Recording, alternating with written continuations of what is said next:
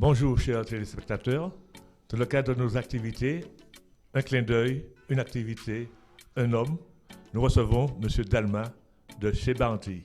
Bonjour M. Dalma. Bonjour, comment vas-tu? Oui, ça va. Dalma, c'est un nom bien connu à Sainte-Marie, et plus particulièrement au monde des Est. Mais chez Bounty, d'où vient ce nom? Chez Bounty, c'est le diminutif de tout ton concept. Et la base de cette nomination, ce sont les saveurs d'hier et d'aujourd'hui. Donc quand on décortique les mots, ça nous donne cheddar, puisque le concept et notre idéal, c'est de retrouver les saveurs d'antan longtemps. Mais pour arriver à ce concept, vous avez dû avoir un parcours. Quel est votre parcours? Mon parcours, effectivement, j'ai eu la chance d'être né sur le Sainte-Marie et d'avoir grandi sur le Mont des Est à la campagne. Donc j'étais déjà en contact avec tout ce qui est le côté culinaire, le terroir.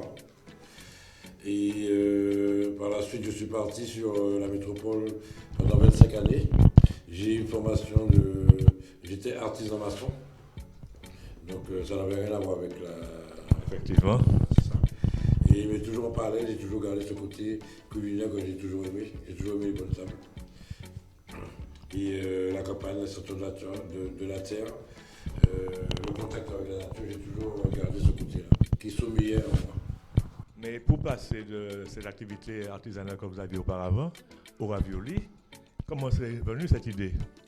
On peut dire quand même que c'est le Covid, le confinement nous a aidés un peu, puisque c'est un projet que je mène depuis 3-4 ans.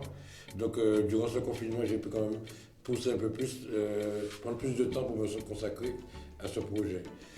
Comment c'est venu? C'est que depuis tout petit, en côtoyant, ou de même mon existence, en côtoyant les aînés, nos anciens, on se rend compte qu'ils avaient l'habitude des transformations de produits. Puisque avant Pateni frigidaire qu'on roulait, Pateni c'est le nom de café poisson sec, c'est toujours une transformation pour garder le produit. Donc ça vous a aidé pour élaborer ces recettes? Tout à fait. Donc c'est un peu la base au départ, se disant comme quoi, comment obliger maintenant la jeunesse, les jeunes d'aujourd'hui, ou même le monde qui a l'estomac fragile, comment ils peuvent faire manger les légumes. Et sachant que quand même les légumes sont essentiels, parce que c'est ça qui était capable de nous, c'est ça qui était capable de nous d'être solide.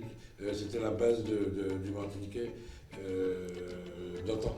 Mais pour toutes ces recettes, vous avez sûrement un chef cuisinier ou bien? Tu sais, hein, on a tous des chefs cuisiniers chez nous aux Antilles.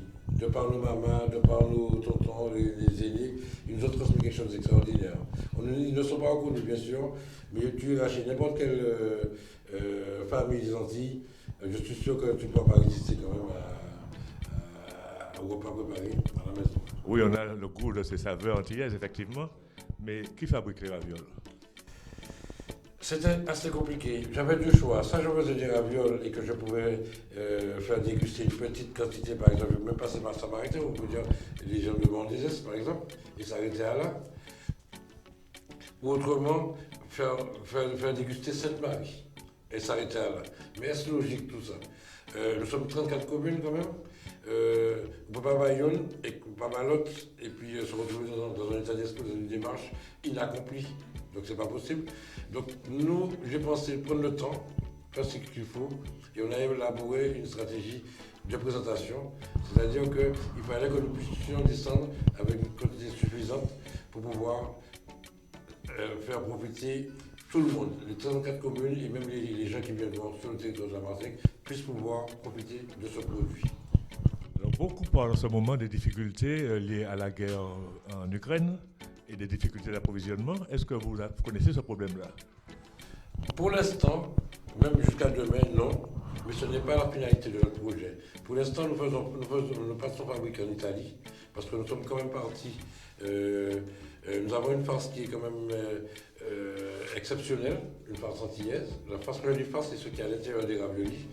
Donc nous avons été en Italie par rapport aux pâtes pour aller chercher le meilleur de la pâte, pour enrober notre farce, ce qui donne les raviolis à ce moment-là. Et un problème d'approvisionnement, l'Italie n'est pas concernée. L'Italie, guerre en Ukraine, ils sont autosuffisants pour pouvoir continuer à travailler. Parce que ce sont quand même les premiers fabricants de pâtes, donc ils peuvent. Mais là, on ne va pas s'arrêter à là.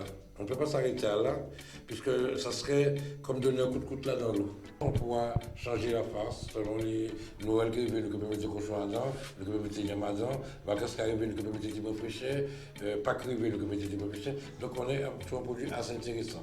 Et pour revenir à ta question qui est très intéressante, nous on part sur un concept. À travers on a les raviolis bien sûr, qui sont là, qui sont palpables, qu'on peut sentir, qu'on peut goûter, elles sont déjà sur le territoire, en phase pas d'expérimentation mais de dégustation. Mais on ira plus loin parce que dans l'idée, il faudrait qu'on puisse sortir le ravioli ici à Martinique. Oui, mais je ne parlais pas seulement de la pâte, de la farine, puisqu'il y a aussi d'autres ingrédients dont les prix flambent. Par exemple, les crevettes, ces prix ont flambé. Ce que je sais, c'est que je suis quand même un fervent défenseur de la nature, je respecte beaucoup la nature. Nous n'allons pas épuiser les ressources que nous offre la planète. Alors, comme vous visez l'international, je voudrais savoir quel mode de conservation avez-vous pour ces raviolis? Nous sommes partis sur des raviolis pasteurisés qui vont aller jusqu'à 21 jours et également des raviolis surgelés. C'est un process qui est mis en place où les raviolis sont surgelés sur un tapis de refroidissement directement et on part sur une année de conservation. Excellent. Et où est-ce qu'on s'est commercialisé en ce moment? On pourra, je vais changer le sens, comment on va dire? La question? Non, pas la question, mais je vais dans le futur. On pourra les trouver très prochainement, en 2022. Je ne peux pas donner de date parce qu'il y a tout un process avant, mais on pourra les trouver. C'est-à-dire que nous avons commencé par les collectivités, c'est-à-dire nos enfants, les cantines collectives pour nos enfants, pour nos aînés et pour les centres de soins, pour tout ce qui va avec, puisqu'il est quand même important que nos enfants puissent bien manger. Dans les centres de soins, que le malade, quand il arrive à midi, lors du repas, il est déjà malade et qu'on lui donne quand même quelque chose de conséquent qui lui remonte le moral, pas qu'on lui redonne à manger, que ça continue à lui casser le moral. Dans tout ce qui est cantine collective, déjà en premier lieu, c'est ce que nous sommes en train de démarcher. Ensuite, on pourra les trouver dans toutes les épiceries de proximité. On va prendre un exemple, parce que je suis de Sainte-Marie, on les est ce que vous pouvez trouver à Danti-Boutique, à Danti-8 à 8, à Danti-ceci, et ensuite on fera les grandes surfaces. Vous avez déjà abordé une question que nous avions, les perspectives de l'avenir, puisque vous avez parlé de les divulguer un peu partout, mais je sais que vous avez fait une présentation au monde politique, à plusieurs personnalités. Est-ce qu'il y a eu un bon accueil, un bon retour de cette présentation?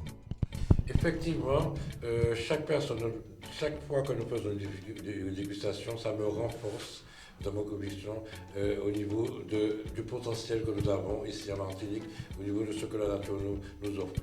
Les gens étaient agréablement surpris de retrouver de la patate douce, de la banane jaune dans une raviole. Il y a eu un mariage exceptionnel qui se fait à l'intérieur, et c'est surtout que quand on mange une raviole, on cherche à avoir quelque chose en bouche, la farce, on va chercher la farce, et bien à ce moment-là, notre farce elle explose en bouche et les papilles recommencent à fonctionner, et puis il y a toute une explosion qui se passe. Je vais revenir un petit peu sur la question que tu as posée avant par rapport aux élus. Effectivement, puisque là, nous sommes en deuxième phase du process. Nous avons fait la dégustation et maintenant nous passons à la deuxième phase, c'est-à-dire la phase du pôle de transformation. Donc les gens, ils ont bien pris le truc, ils ont bien accepté la façon de penser. Et nous avons fait appel également aux agriculteurs, aux éleveurs, pour qu'on puisse déjà pouvoir commencer déjà à mettre en place sur papier ce process et commencer les premières expérimentations. Alors, une question peut-être secrète, où est fixé ce pôle de fabrication? Alors, on n'a pas signé encore. D'accord. Je voulais le dire, on n'a pas signé encore. Mais vous le saurez très très prochainement. Mais il sera en Martinique, mais bon, je vais, parce que je pense que les gens, les auditeurs ou ceux qui visualisent, qui nous verront, on va pas leur laisser sur leur fin quand même. On ne va pas faire du jaloux, j'espère, pour le centre et le sud, mais nous serons quand même dans le nord. Eh bien, Monsieur Dalma, nous vous remercions pour votre intervention. Et en conclusion, je voudrais dire qu'il n'y a pas de bonne cuisine si elle n'est pas faite avec l'amour de ceux qui vont la goûter. Alors, je vous souhaite une longue vie à votre entreprise et une bonne dégustation, puisque nous avez invité à participer à la présentation également de ces ravioles. Et vous en saurez un peu plus, chers auditeurs, avec les images qu'on va vous diffuser en cours d'émission. À très bientôt et merci à vous, monsieur.